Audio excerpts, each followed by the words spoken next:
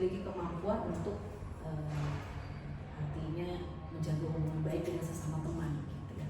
Karena kan jujur usia juga berbeda-beda gitu ya. Terkadang saya sendiri tidak bisa masuk untuk di usia-usia Gen Z sekarang, tidak begitu bisa mengerti atau memahami kemauan kebutuhan mereka.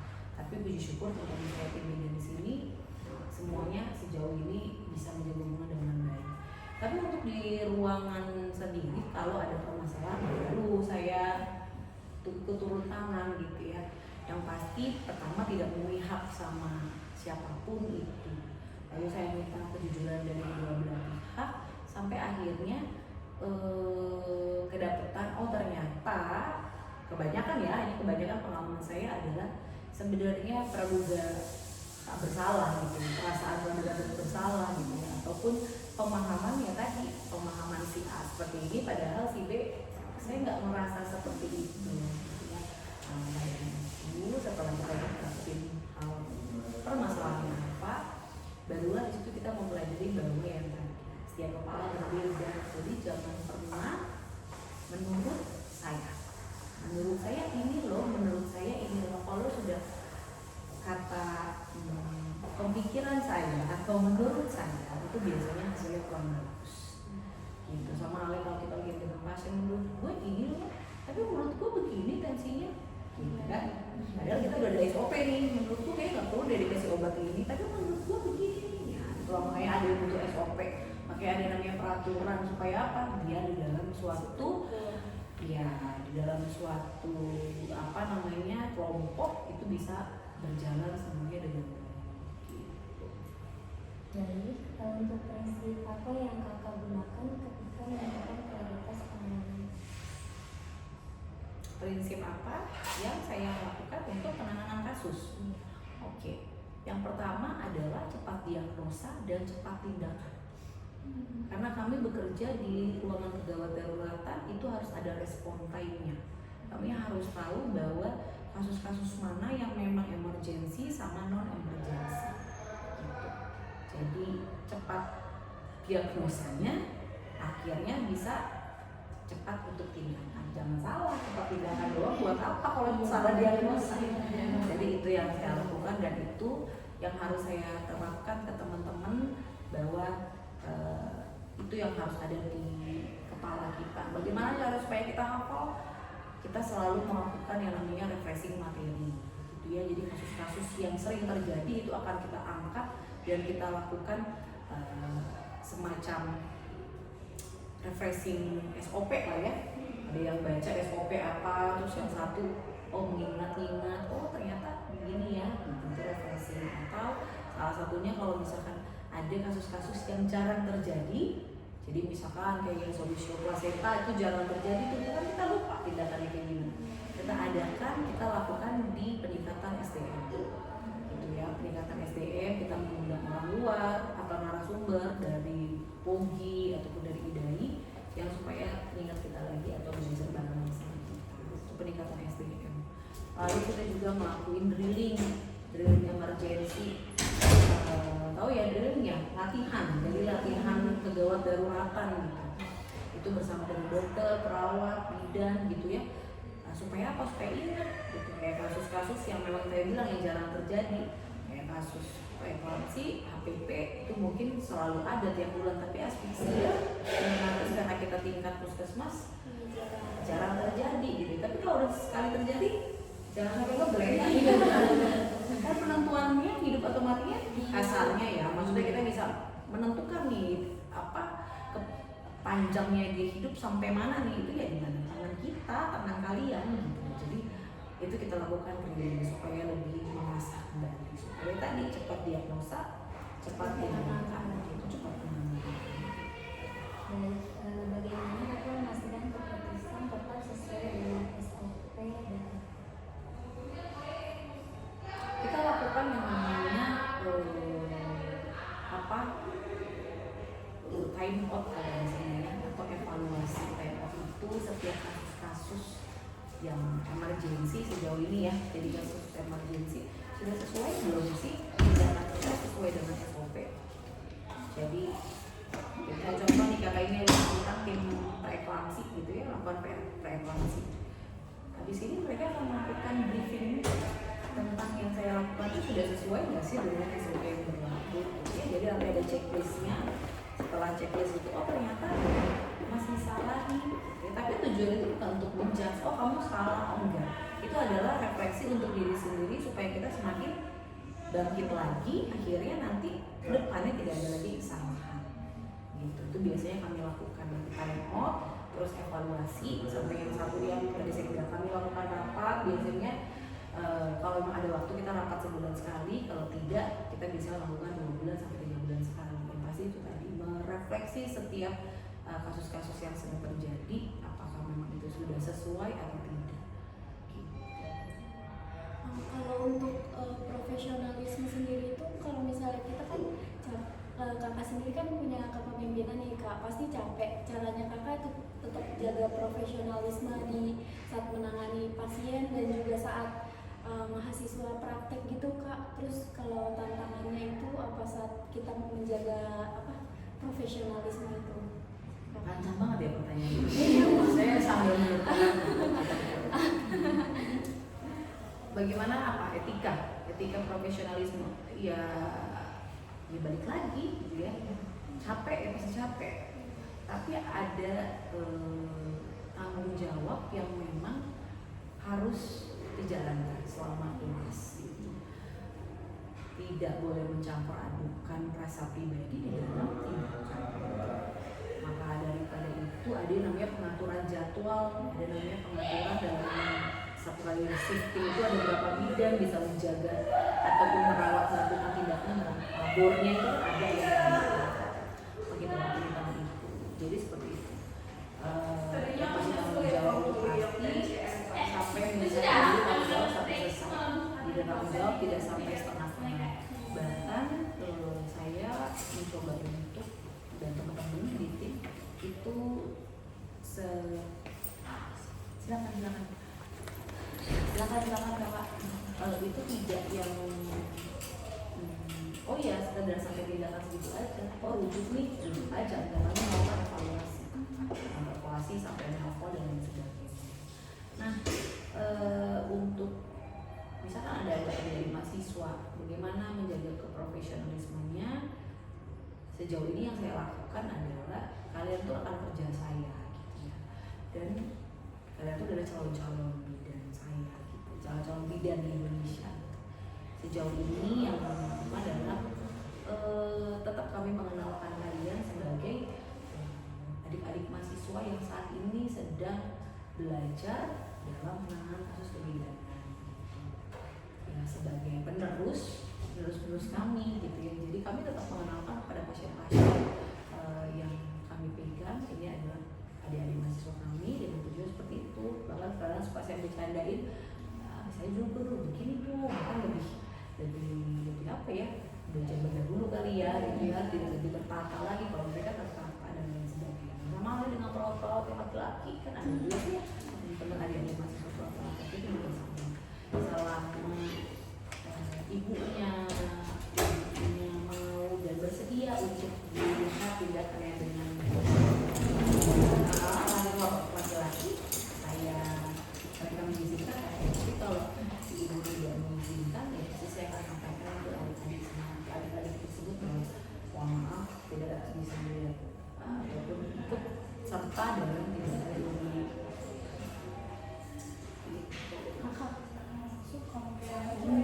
Berarti kalau misalnya ada mahasiswa apa, nah gimana cara apa membina mahasiswa itu yang baru belajar sama kayak misalnya mereka melakukan kesalahan, apakah langsung diomelin atau mungkin dijelaskan dulu nggak boleh kayak gini Maunya gimana? Langsung diomelin? Cuman kan kalau misalnya kita diomelin kadang kayak masih kepala sekarang. Tidak pernah seperti kayak gitu. Jelas kan masih belajar. Saya ada di dalam posisi seperti itu, ada di posisi kalian tidak nyaman ketika kita disalahkan atau diperlakukan itu seperti tidak seharusnya gitu ya. Tapi secara untuk mahasiswa kebidanan atau mahasiswa lainnya yang memang berpraktek di ruangan saya, kalian adalah tanggung jawab kami. Dan setelah keluar dari ruangan kami, atau kembali ke kampus gitu ya, harapannya ada nilai yang baik kan, dengan apa yang kami ajarkan gitu. Fokusnya adalah sebelum melakukan tindakan kami melakukan orientasi buat adik-adik semuanya. Itu kalau di sini ya, orientasi bagaimana sih cara berkomunikasi atau bagaimana sih apa saja sih tindakan yang boleh kalian lakukan dalam penanganan dalam pasien gitu ya. Kalaupun ada pun kesalahan, misalkan ada pun kesalahan, itu pasti akan dilakukan teguran tapi tidak di depan pasien, pasti kalian akan kita panggil lalu kita bina gitu ya. Binanya dalam bentuk apa ya? Bina dalam bentuk kesalahan apa yang dilakukan sama adik-adik yang sedang praktek gitu. Dan ya tadi saya bilang di saat kita berpraktek mungkin ada kalanya intonasi bicara yang agak sedikit lebih kencang gitu, tegas gitu ya. Ya hal tersebut situasional. Biasanya yang terjadi, saya bukan membela diri, itu adalah situasional.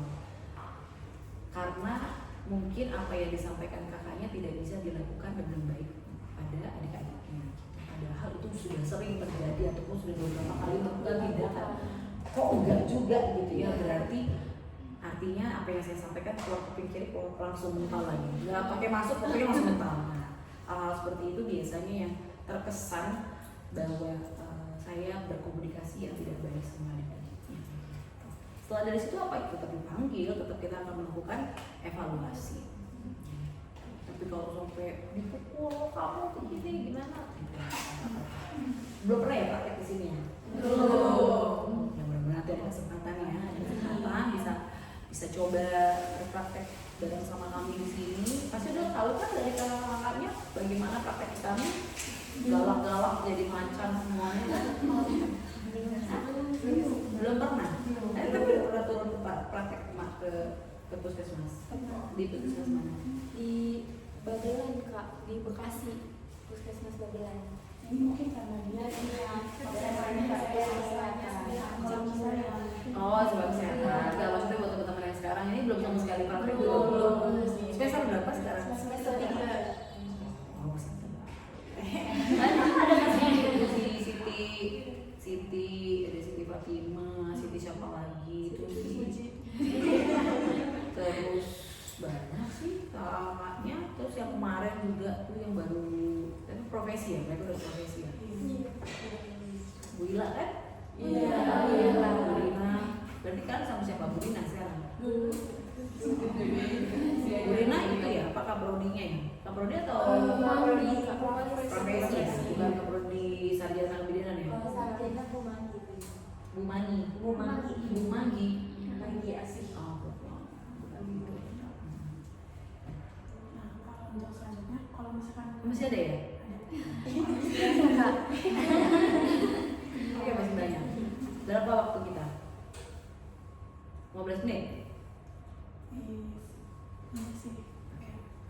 Nah, untuk selanjutnya Kak, pelatihan apa sih yang menurut Kakak ini wajib buat kita calon bidan atau mungkin pada saat kita sudah jadi bidan gitu yang buat mengembangkan skill kita dalam kebidanan ini gitu? Banyak ya. Banyak banget sih pelatihan yang harus dihituin. Ini mau bayar sendiri apa dibayarin? Kayaknya dua-duanya. Dua-duanya. Apa yang terpenting? Sebenarnya nggak perlu pelatihan karena kan kalian kuliah ya. Disitulah untuk kalian untuk belajar mengeksplor. Kalian belajar teori di kampus, prakteknya di puskesmas. Jadi ketika di kampus kalian benar-benar belajar teori yang penting. Tahu dasar-dasar kebidanan, tahu etika kebidanan, terus fisiologisnya kebidanan itu apa, fisiologisnya persalinan itu apa, sebagai bidan itu harus bagaimana, prakteknya gimana, di sini, di praktek puskesmas, di rumah sakit. Gitu. Kalau pelatihan sendiri, iya kalau ada rezeki, kalau nggak ada. Sejauh ini saya pribadi sendiri pun baru ikut pelatihan berbayar tuh hanya 2 selama ini. Selebihnya dari mana? Ada kesempatan yang diberikan oleh tempat pekerjaan. Gitu. Terus bagaimana, kan tidak semua orang dapat pelatihan tersebut. Ya udah, tunjukkan pekerjaan yang bagus, tunjukkan kinerja yang baik sampai akhirnya kamu mampu, kamu bisa nih, kepercayaan buat dapat itu, karena tidak semuanya bisa ngedapetin itu. Tapi kalau dasarnya kalian dari sekarang lagi mengambil pendidikan, gitu ya, itu pasti bisa ya. Jadi tapi kalau kalian mau jawab, jadi kan sebut pelatihan satu aja apa gitu ya, apa yang saya jawab ya?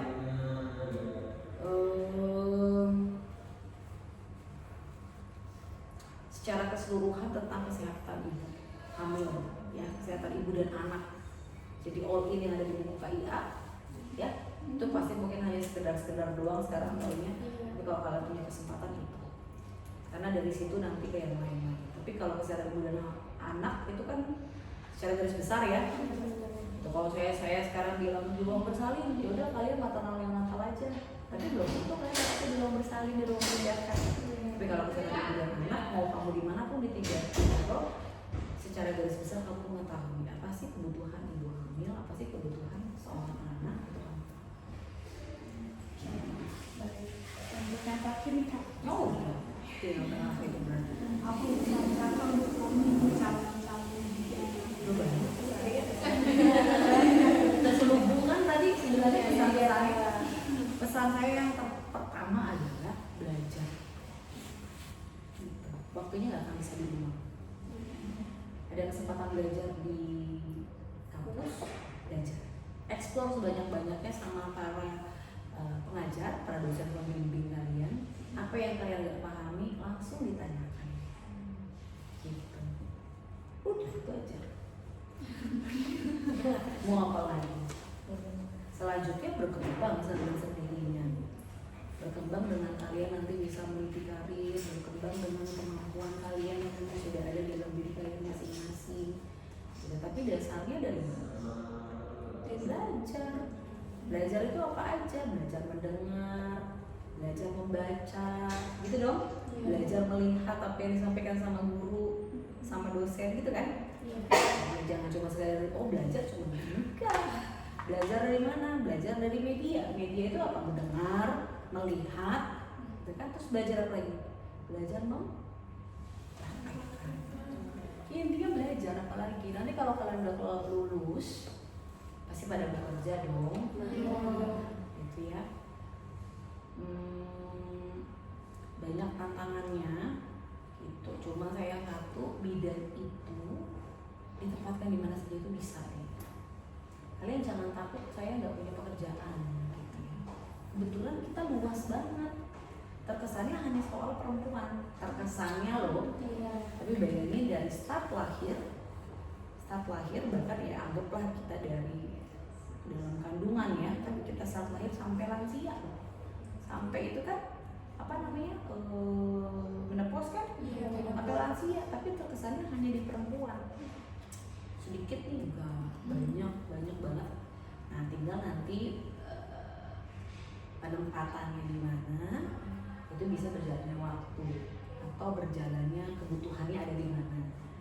Tapi kalau dasarnya kalian semua tahu, udah gampang jalaninnya. Oh nanti di KB kamu diimunisasi, kamu tumbuh kembang, dicatin, terus di ruang bersalin, pulih KIA, terus semua nggak?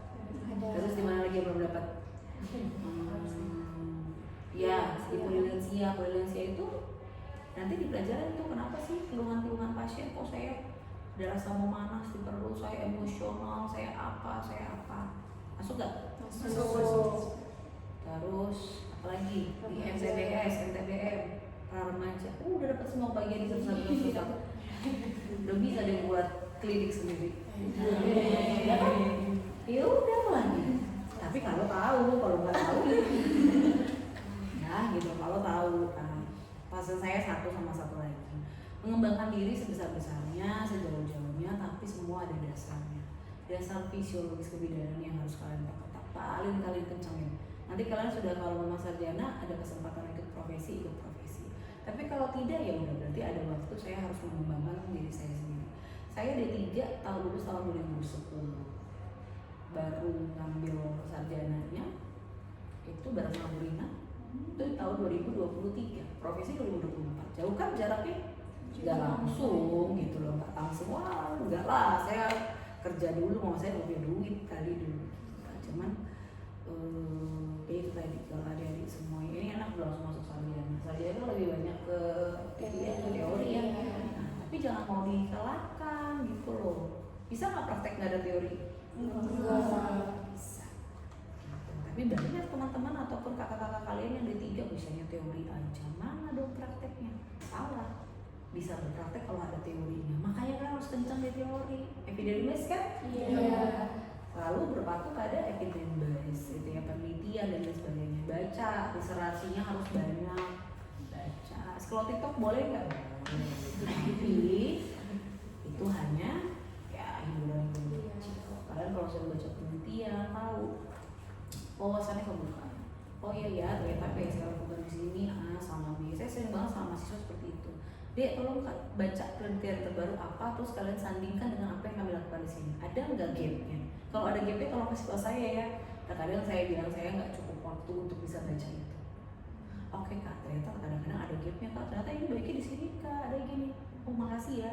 Jadi kalian dari situ aja sudah ada kebermanfaatannya. Gitu ya. Harus kak baca, iya sih. Iya kan? Menangkan tidur kan? Iya dong, menangkan tidur, capek, kemudian gitu. Tapi ya itu tantangannya, ya. Belajar, dan saya bilang belajar melihat, belajar mendengar, mendengarkan juga arahan-arahan, mendengarkan cerita-cerita A, B, C sampai Z. Saya suka sering juga teman-teman.